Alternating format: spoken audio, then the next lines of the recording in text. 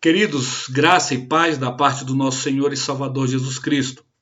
Que Deus em Cristo abençoe a sua vida grandemente. É um prazer estarmos juntamente novamente para tratar da palavra do nosso Senhor na nossa escola bíblica dominical. Estamos aí caminhando para o final desta nossa peregrinação pelo tabernáculo. Agora estamos adentrando ao Santo dos Santos e iremos tratar da Arca da Aliança e do propiciatório, que era a tampa da arca. Lição de número 9, 27 de fevereiro de 2022. Vamos lá? Êxodo 37, verso 1. Se você observar bem, nós encontramos aqui em Êxodo 37 a conclusão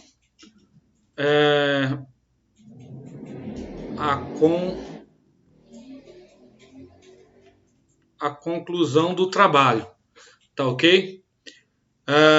Por isso que você está vendo aqui, ó, fez. Então foi o que Bezalel já fez, ele construiu a arca.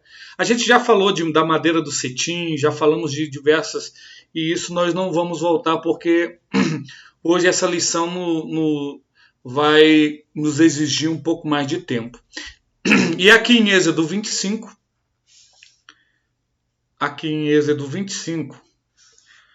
nós encontramos a ordenança para fazer. Então aqui é a ordem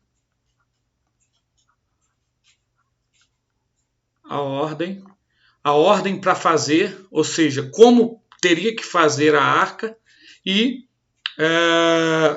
no capítulo 37 a conclusão, ou seja, a conclusão do serviço que foi pedido em Êxodo 25, ok? Mostrar a construção da arca e do propiciatório, estudar os rituais levíticos do capítulo 16 e aprender sobre a tipologia cristã empregada aí na arca e no propiciatório. Então, como eu já falei, nós estamos chegando aí, né, agora ao lugar santíssimo, estamos adentrando a última peça e por não falar aqui um dos móveis mais importantes, né? E entre os quais o mais sagrado dentro da cultura judaica. Então, olha a importância da Arca da Aliança. Ele era importante, ele era um dos utensílios que compunha ali o tabernáculo. Era o único utensílio que estava situado no Santo dos Santos, que era o local mais fechado, mais protegido, ok? Então ele era o mais importante. E ela também é riquíssima em tipologia, assim como o propiciatório.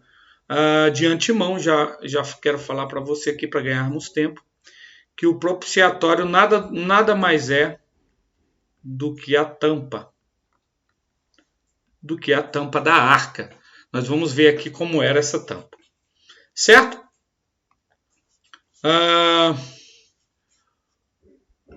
Vamos lá. Então está aqui o modelo dado por Deus. Em Êxodo 25, fala do modelo a qual o Senhor Deus pediu para que fosse feito. Eu não vou me ater muito aos detalhes que a gente já falou nas outras aulas. Você que está assistindo pela primeira vez, procure aí as outras aulas que você vai ver. Nós já falamos da madeira de acácia, que era uma madeira bastante resistente.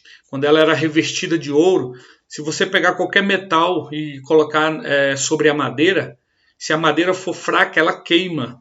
O metal aquecido vai queimar. Então, a madeira de acácia, quando o ouro derretido vinha sobre ela suportava bem. Por isso, e a madeira a gente já viu também que é uma tipologia da humanidade de Cristo.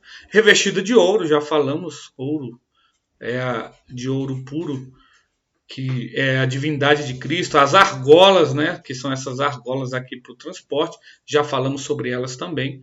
E a tampa chamada propiciatório. Então era isso aqui, ó. As medidas dela eram 66 centímetros de largura, 66 de altura e 1,10 metros de comprimento. Isso aqui, a tampa da arca é chamada, como nós já vimos, de propiciatório. Vemos aqui, ó, tinha os querubins, né? Os querubins aí na tampa da arca. E essa coroa em volta, né? Tudo isso aí está nas Sagradas Escrituras, certo? O modelo do propiciatório. Vamos tratar aqui do modelo agora. Foi feita por Bezalel. A gente já viu isso, que era o artista da época, Bezalel e a Oliabe, né? Já falamos da medida, 1,10 m de comprimento, 66 de largura, feita de ouro puro, né? É coberta de ouro, correto? Certo, tinha 2 querubins, está aqui, ó, os 2 querubins, que é a palavra queruv, que muitas das vezes é atribuída a guardião, aquele que guarda. Então você vê muito isso se você ler em Gênesis capítulo 3, você vai ver que os querubins guardavam ali a árvore da vida com uma espada flamejante, né? E eles guardavam ali. Então, o querubim sempre está ligado aí à guarda, né? Tendo aí algumas outras atribuições também. Correto? Vamos lá. A simbologia. Alguns nomes da arca.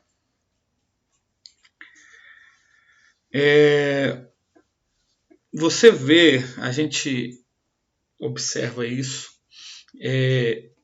que na palavra de Deus, essa arca ela recebe vários nomes. Arca do Concerto, Arca de Deus, Arca do Senhor, Arca do Testemunho, que isso aqui é um nome muito interessante, e também Arca da Aliança, que é talvez o nome mais conhecido e usado, né, por todos.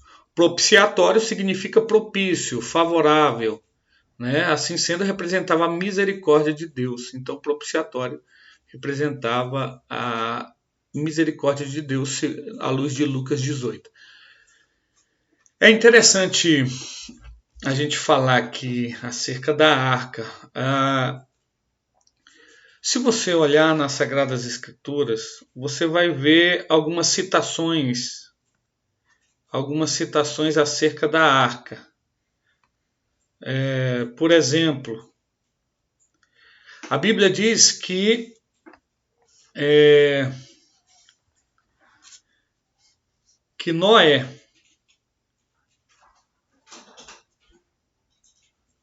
Noé fez uma arca.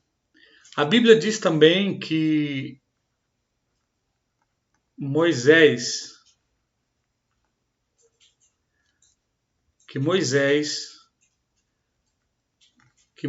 foi depositado em uma arca. Lembra que a filha de Faraó encontrou ele, um bebê ainda, dentro de uma arca. Então, dentro do contexto judaico, arca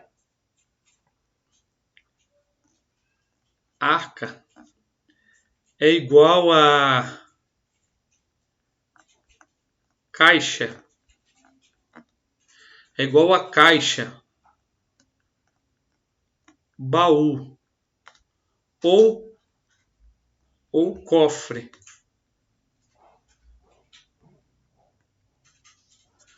Ou cofre. Beleza? Então, é interessante isso. Esse propiciatório é interessante também porque era, era onde Deus se manifestava. Era aqui, ó. Era que de alguma forma Deus falava, né, passava suas instruções ali para Moisés. Então a glória do Senhor se manifestava no meio desses querubins. Há quem o diga que até esses querubins se movimentavam, mas isso não tem respaldo bíblico, a Bíblia não fala nada sobre isso. Correto? Então esse propiciatório era a parte muito interessante, que era aquela tampa da arca onde Deus se manifestava. E é interessante que Deus gosta de estar no meio. Já percebeu? Nas Sagradas Escrituras, onde estiver dois ou meio, ali eu estarei, né, estarei no meio. A Bíblia também diz que o Senhor habita em meio aos louvores. Então Deus gosta de estar no meio. E para completar, ele também quer estar no centro da nossa vida, ele quer estar no centro do nosso louvor, no centro da nossa ministração e da nossa pregação.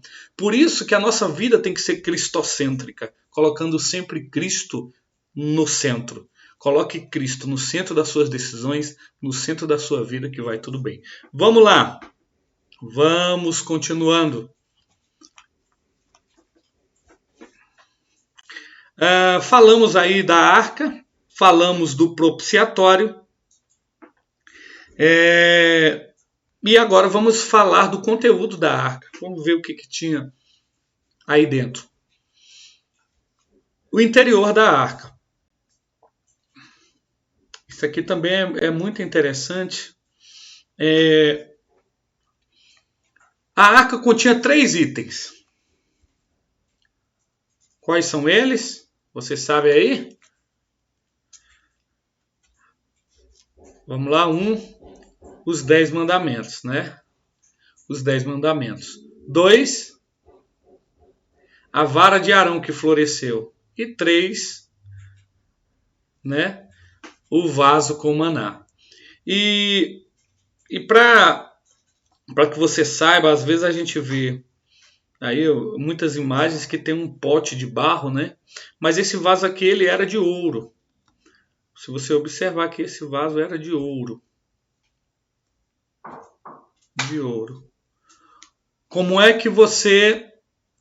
Pastor Misael, como é que você sabe que era de ouro? Isso está descrito em Hebreus 9, 2 a 5. Depois você confere lá, você vê que esse vaso que continha o maná era de ouro. Ok? Então, vamos lá. Então tinha o quê? Tinha 1, as tábuas. Tinha 2, a vara de Arão e 3, o maná. Né? Aqui o vaso de ouro com maná. Então tinha esses 3. E isso aqui traz uma tipologia, uma significação interessante para nós hoje.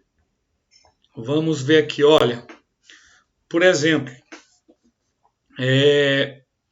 tinha o quê? A lei. Tinha o maná.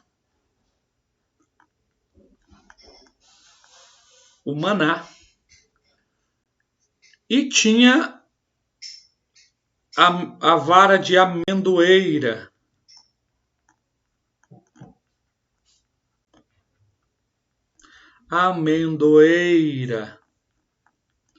Correto.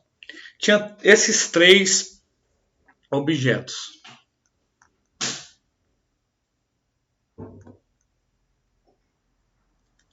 Certo? Vamos lá.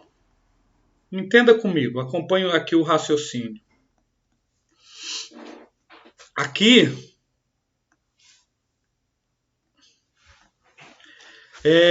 nós temos 3 objetos que estavam dentro da arca. Então, a lei, ela fala da ordenança.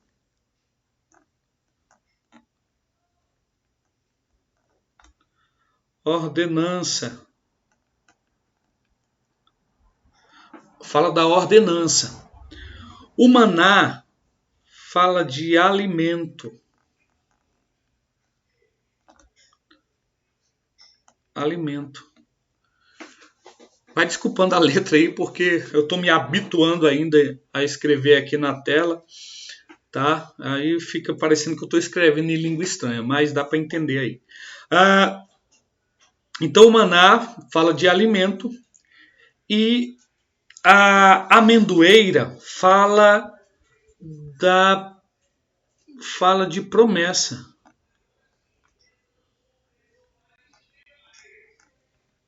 Fala de promessa.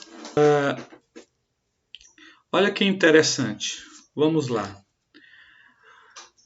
Tudo isso aqui, nós vimos lá os nomes atribuídos à Arca da Aliança em toda a Sagrada Escritura, e um dos nomes é a Arca do Testemunho. Então, ela testemunhava a ordem que Deus tinha dado, ela testemunhava que Deus deu alimento ao seu povo, né? Deus deu alimento ao seu povo. Então, preste bem atenção nisso. E hoje em dia, todo esse testemunho aqui, eles falam de quê? Da palavra de Deus. Da palavra da Bíblia, né? Então, hoje, nós temos as ordenanças de Deus, aonde? Na Bíblia. Nós temos o alimento, aonde? Na Bíblia. E nós temos o quê? As promessas de Deus, aonde? Na Bíblia, na palavra de Deus. Né? Na palavra de Deus. Na palavra de Deus. Correto? Beleza, então. Então a gente agora já aprendeu o que havia ali dentro da arca. Vamos lá, porque a gente tem muita coisa para tratar, tá bom? O tópico 2. Né? No tópico 2, irmãos, fala sobre a ministração, sobre o ritual que era feito ali diante da Arca da Aliança. Como era feita a ministração? O nome dado é o Yom Kippur, significa o dia do perdão. A gente não já tinha visto isso nas outras aulas, que a gente falou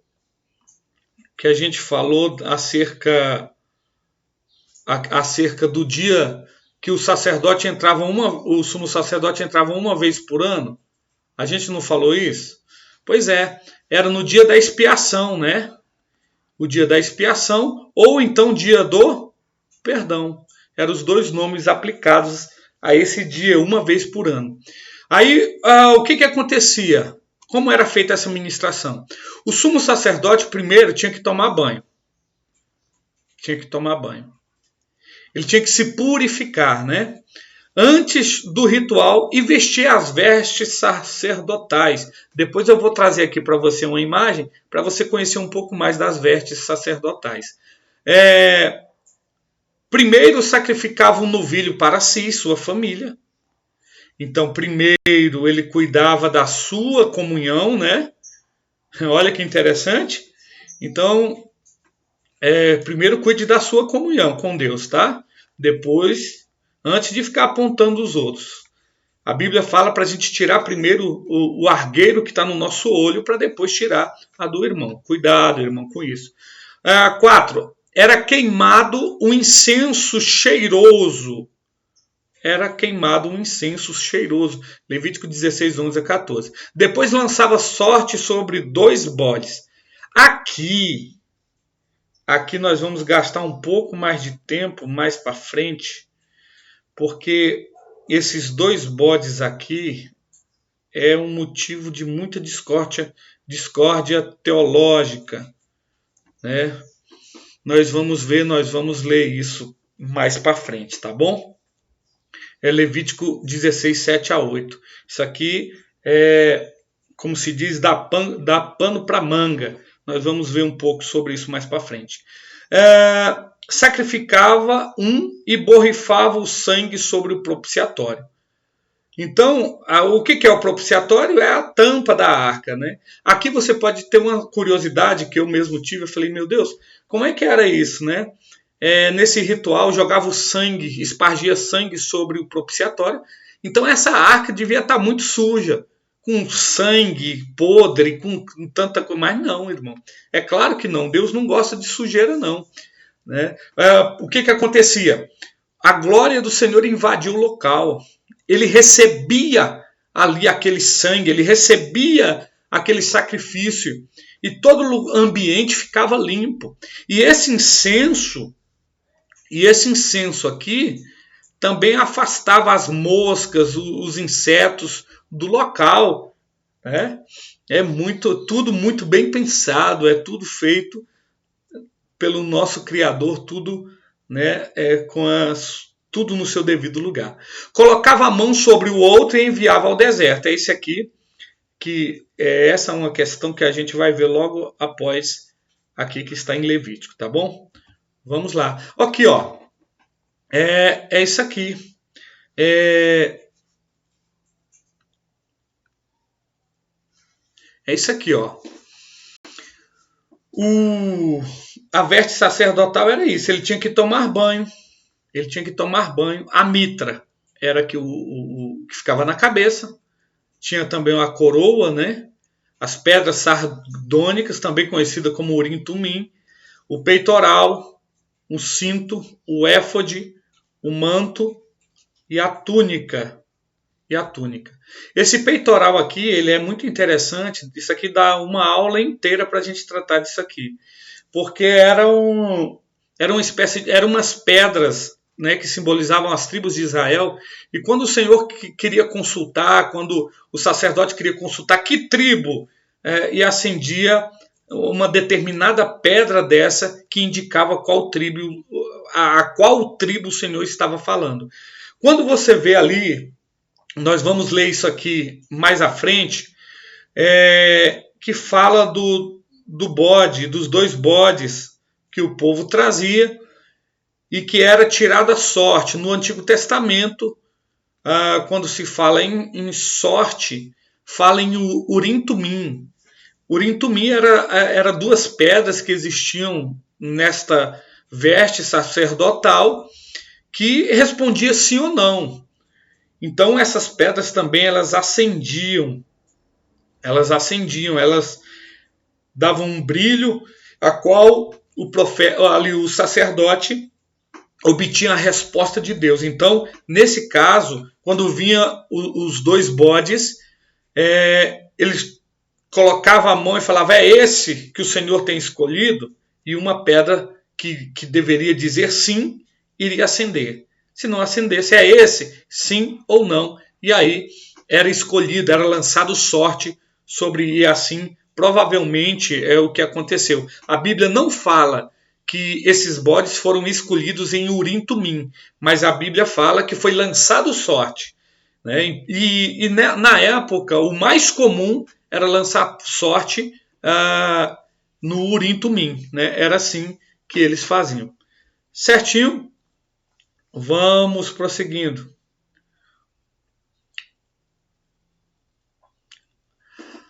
Vamos aqui no tópico 3. A Arca da Aliança é um tipo de Cristo. Cristo trouxe a revelação plena da graça, é claro. Assim sendo, hoje a arca representa a presença de Jesus. A presença de Jesus, é isso mesmo. A madeira de acácia representa a humanidade, nós já falamos. O ouro, a sua divindade, já falamos. O propiciatório representa a misericórdia sendo aplicada, trazendo salvação à humanidade.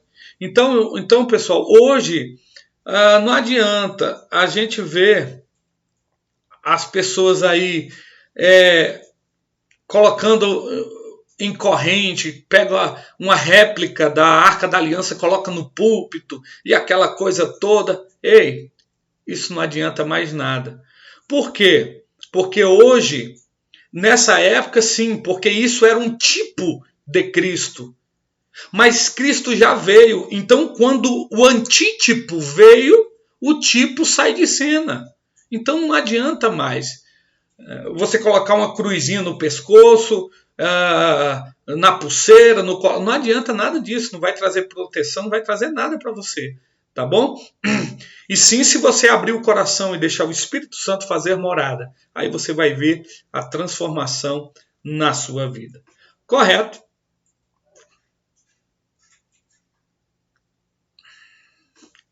Aqui nós vamos ter que gastar um pouquinho mais de tempo. Pessoal, eu peço a colaboração de vocês. Porque o objetivo aqui é a gente entender um pouco mais acerca da palavra de Deus. Eu não tenho como fazer aqui um vídeo de 15 minutos, de 10 minutos, devido a isso, porque se a gente for até aos detalhes, não tem como, né, a gente trazer algo tão resumidamente.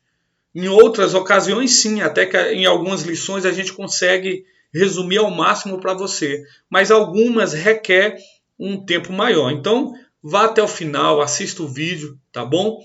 Que eu creio que o Senhor vai estar abençoando a sua vida, que nós estaremos aprendendo juntos, tá ok? Então, vamos lá. Em primeiro lugar, eu quero ler essa passagem. Eu quero ler esta passagem que se encontra em Levítico.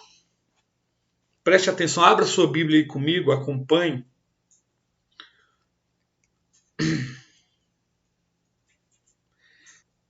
Aqui, é antes, eu vou ler aqui, é o 7 e o 8, para que você entenda o contexto, porque não adianta a gente ler aqui.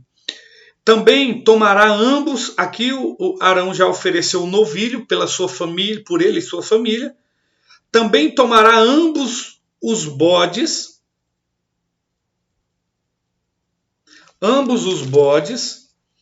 e porá perante o Senhor a porta da tenda da congregação. Preste atenção. Então ele já sacrificou o novilho por ele e pela sua família. Agora o povo traz 2 bodes e coloca a porta do templo da congregação.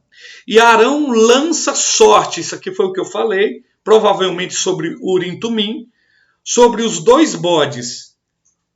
Uma sorte pelo Senhor, ou seja, um bode que vai ser sacrificado, e outra sorte pelo bode emissário. Aqui que começa o grande problema, né? A grande contradição de tradução aí que o povo interpreta, ok?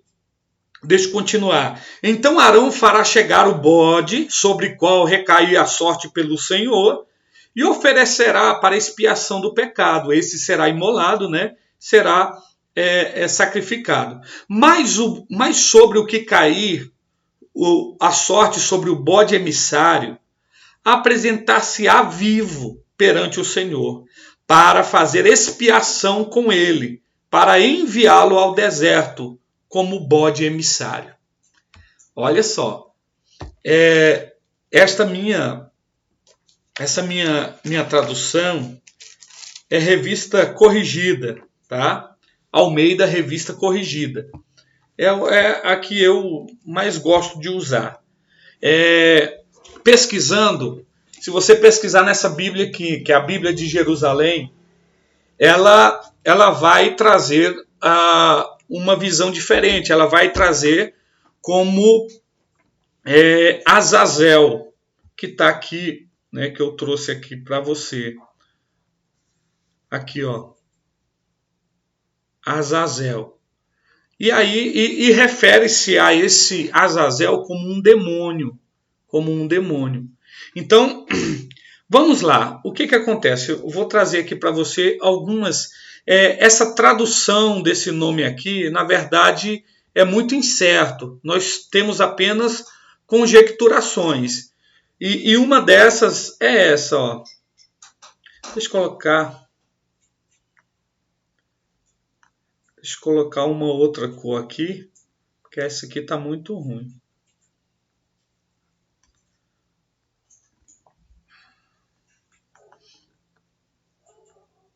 Então, ó, a primeira fala que é um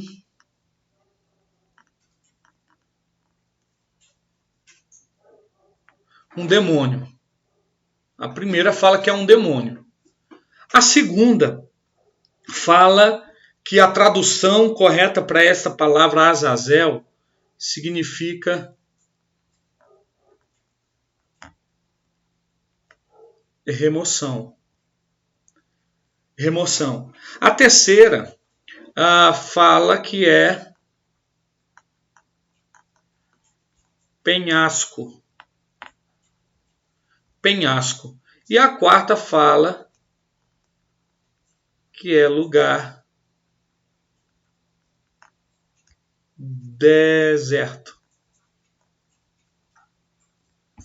Que é lugar deserto. Então, preste bem atenção.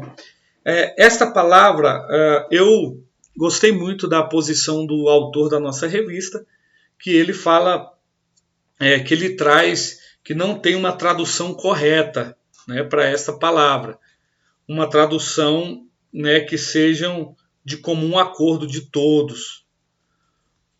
Então, há um grande problema, por exemplo, como eu mostrei aqui a Bíblia de Jerusalém, afirmando acerca de um demônio, e se você pesquisar sobre Azazel, realmente, você vai ver muitos mitos, né, e tudo relacionado a demônio. Isso é uma grande verdade.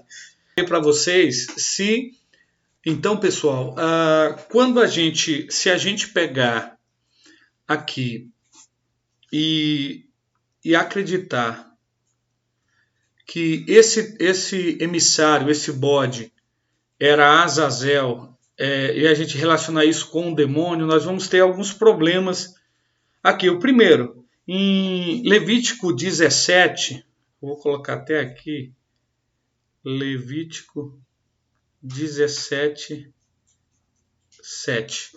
Você vai ver o que está escrito. E nunca mais sacrificarão os seus sacrifícios aos demônios, após quais eles se prostituem. Isto lhe será por estatuto perpétuo nas suas gerações. Então presta atenção, eles eram proibidos, segundo Levítico 17, 7, a sacrificar a demônios. Então esse bode não tinha como sacrificar um bode a um demônio. Aí fala remoção, não sei. Penhasco, também não sei. Lugar deserto, né? A Bíblia fala que ele foi lançado, né? Que alguém levava ele e lançava em um local deserto, né? Jogava em um local deserto. Assim, o que eu acho, na minha opinião, eu acho que remoção seria interessante, porque o sacerdote colocava a mão sobre a cabeça do animal e colocava ali sobre ele, simbolicamente, todos os pecados do povo, e ele ia para longe. Eu lembro da palavra que diz que o Senhor joga no mar do esquecimento e não lembra mais dos nossos pecados. Então é isso, leva para fora, né? Ele remove aquilo que te condenava, nenhuma condenação há, né? Então já levou, então ele removeu aquilo ali e levou para longe de nós. Então tem muito esse sentido, ok? Aí você pergunta, então pastor, então quer dizer que os dois bodes eram representações do Senhor? Sim. Assim sendo, os dois bodes simbolizam os dois aspectos da obra redentora de Cristo. Dois aspectos redentor da obra de Cristo. O quê? Expiação, que é o bode que era sacrificado, e o perdão, né, do bode que levava o pecado para longe. E é interessante isso, irmãos, que eu quero ler aqui também para você. Outra coisa, porque a gente não pode... eu particularmente acho estranho, né, a gente ter colocar isso como forma, como se fosse um demônio, porque, olha, presta atenção. No versículo 22, Levítico 16, 22. Assim, aquele bode, esse bode que Arão coloca a mão sobre ele, levará sobre si toda a iniquidade deles, a terra solitária, e o homem enviará o bode ao deserto. Então ele vai levar sobre si todas as iniquidades. Irmão, quem é que leva sobre si? Quem levou sobre si as nossas enfermidades, as nossas iniquidades? É claro que foi Jesus Cristo. Ele levou sobre si as nossas enfermidades. Leia Isaías 53. Certo? Correto sobre isso? Amém. Graças a Deus. Então vamos lá, vamos prosseguindo. Então temos aqui a Arca da Aliança e o cristão. Todas estas sombras deram lugar ao verdadeiro.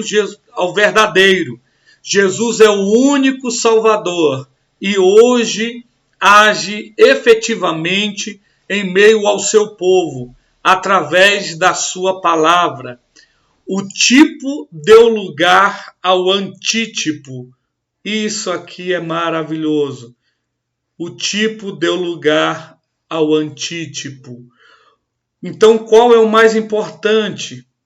É o tipo ou é o antítipo?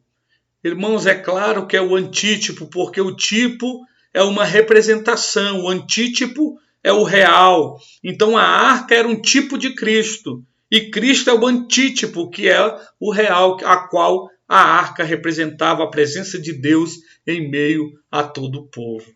Correto? Certo? Graças a Deus. Que maravilha. Aqui, pessoal, eu também quero trazer para você sobre um pouco sobre a trajetória da arca, porque isso é interessante para nós entendermos também, né? Vamos lá.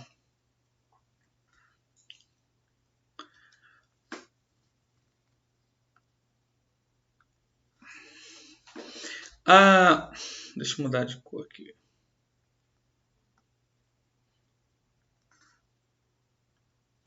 Preste bem atenção. A arca, como eu falei, a palavra de Deus dá vários nomes para a arca, não é verdade? E nós vamos ver um pouco da trajetória dessa arca. A arca, ela ficou 7 meses. 7 meses. Com os filisteus.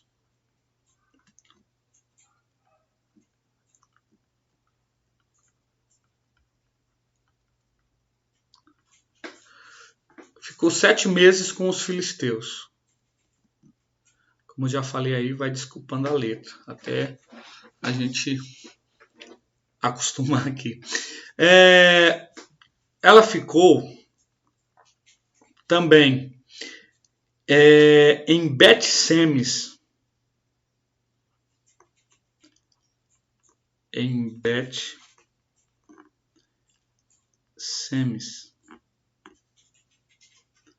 Bet-Semes. Ela ficou em Bet-Semes. E ela ficou também cerca de 20 anos. 20 anos em Kiriat.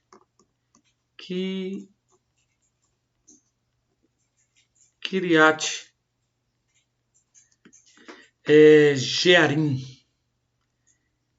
Jearim. Ficou 20 anos em Kiriat Jearim. E também ficou 3 meses. 3 meses com Obed-Edom.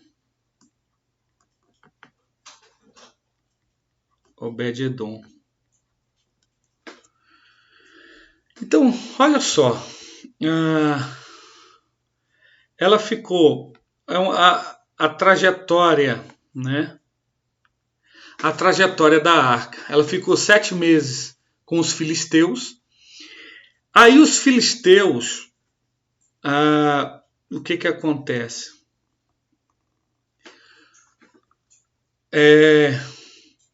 aparece, a Bíblia fala que apareceu hemorroidas.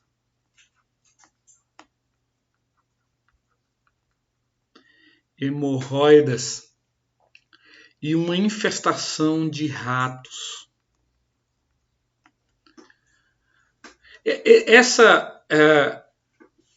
Essa ocasião aqui dos filisteus foi quando os filisteus invadiu, né, Israel e pegou e saqueou e levou consigo a arca. Foi nessa ocasião que colocaram a arca diante de Dagon e Dagon se prostrou diante da arca do Senhor, da arca da aliança. Aí pegaram, consertaram, colocaram de novo e encontraram ela despedaçada no outro dia. Aí veio as pragas, veio hemorroidas, veio ratos, e eles ficaram sem saber o que fazer com a arca. E aí deram a ideia: vamos fazer hemorroidas e ratos de ouro. Vamos devolver para Israel. Vamos devolver. E eles fizeram isso, devolveram para Israel e devolveram aqui para Bet-Semes, nessa cidade. Nessa cidade, a Bíblia não relata o que foi que aconteceu, mas a Bíblia relata que morreram 70 homens, 70 mortes. Aconteceram 70 mortes aqui. Provavelmente eles abriram a arca, eles mexeram na arca, coisa que não poderiam fazer, e aconteceu essas mortes. Posteriormente de Bet-Semes, a arca foi levada para Kiriat Jearim. E aqui ela passou 20 anos em Kiriat Jearim. E de Kiriat Jearim, ela foi para a casa de Obed-Edom. E você sabe que o que aconteceu com Obed-Edom no período que ele recebeu a arca, veio uma grande prosperidade sobre a vida dele, não é isso? Veio grande prosperidade sobre a vida de Obed-Edom em todos os sentidos. Então, nunca perca a presença de Deus. É a presença de Deus que te traz prosperidade, é a presença de Deus que traz a bênção sobre a sua vida, correto? Certo. E isso é interessante, pessoal, porque se lembra lá quando eu falei sobre os utensílios que tinham dentro da arca? Pois é. Mais para frente você lê lá em Reis. Deixa eu ver se eu anotei aqui a referência de Reis. Reis 8 e 9. Já relata a arca somente com a lei. Somente com a lei. Dá a entender, eu não estou afirmando que nesse período aqui que a arca foi para Bet-Semes, esses homens que morreram, eles mexeram na arca. Quem sabe quiseram comer o maná, né? E o interessante também é que o maná nunca estragou. O maná nunca estragou, né? Se você ler o livro de Êxodo, o maná caiu, não podia guardar para outro dia. E aqui, esse maná que ficou aí nunca estragou. E aí, essa referência de 1 Reis 8 vai relatar somente a lei dentro. E isso tem muito a ver, porque o povo hoje... Deixa eu voltar aqui. As coisas que são supérfluas, né? Então, olha só. Havia aqui o maná, havia a lei e havia a vara de Arão que floresceu. Representando aqui a ordenança, o alimento e a promessa. Eu já falei que tudo isso está na palavra de Deus. E o interessante é que agora, segundo a referência de Reis, já não encontramos nem o maná, porque o povo busca o quê? Alimento. E nós não encontramos mais a vara de Arão dentro da arca, que era a promessa. Então hoje o povo busca promessa e o povo busca alimento. Mas o povo nunca busca obedecer à lei, obedecer à ordenança do Senhor. Não é isso que se repete nos dias de hoje? É isso, o pessoal né, busca somente algo que vai satisfazer as suas necessidades. Assim como as pessoas que procuravam Jesus, alguns procuravam justamente para isso, para satisfazer as suas próprias necessidades. Correto? Então, hoje, a gente não tem nem como dizer aonde está a arca, né? Aonde está a arca, pastor? Não sei te dizer. São muitas teses, né? Uma das teses diz que essa arca ela foi levada pelo Império Babilônico quando invadiu Jerusalém. Outra diz que quando a rainha de Sabá veio visitar Salomão, ela engravidou, teve um filho, e esse filho da rainha veio e levou a arca. Não sei, são teses. E existe uma também que eu quero compartilhar com você, que não está na Bíblia. Pelo menos não na nossa. Está na Bíblia Católica, eu tenho uma aqui e vou ler para você. Está no segundo livro de Macabeus. Lembrando que você não vai encontrar, né, porque o livro de Macabeus não é um livro canônico, é um livro apócrifo, correto? Então, olha só o que diz no livro de segundo Macabeus 2. No momento em que chegou... vou ler aqui um versículo acima para que você entenda o contexto. Segundo Macabeus 2:4. O escrito mencionava também como o profeta, pela fé da revelação, havia desejado fazer-se acompanhar pela arca e pelo tabernáculo, quando se dirigisse à montanha que subiu Moisés, para contemplar a herança de Deus. No momento em que chegou, descobriu uma vasta caverna, na qual mandou depositar a arca, o tabernáculo e o altar dos perfumes. Então, esse livro apócrifo de Macabeus tem essa tese, né? A gente sabe que os livros apócrifos eles são tidos como não inspirados, por isso não entraram no cânon, né? Então, ele não é um livro canônico. Então, a gente entende, e essa tese aqui fala que Jeremias pegou e escondeu a arca. Mas, né, a gente não tem como afirmar. Lá no livro de Apocalipse, faz algumas referências também a essa arca, mas num tempo futuro, apontando para o tempo vindouro. E aí a gente não tem como afirmar com certeza se essa arca que está no tempo, né, que está citada aí em Apocalipse, é a mesma arca que esteve aqui na Terra. A gente não pode afirmar isso com certeza, né? Então, preste atenção. Nós temos que ficar com o que a Bíblia fala. A gente tem que ficar com o que a Bíblia fala. Não é verdade? A gente tem que ficar com o que a Bíblia fala. Então, aí depois você lê Apocalipse capítulo 11, tá? Apocalipse capítulo 11, versículo 19. Você lê 1 Reis 8, que vai falar, né, sobre somente as tábuas que estavam dentro da arca.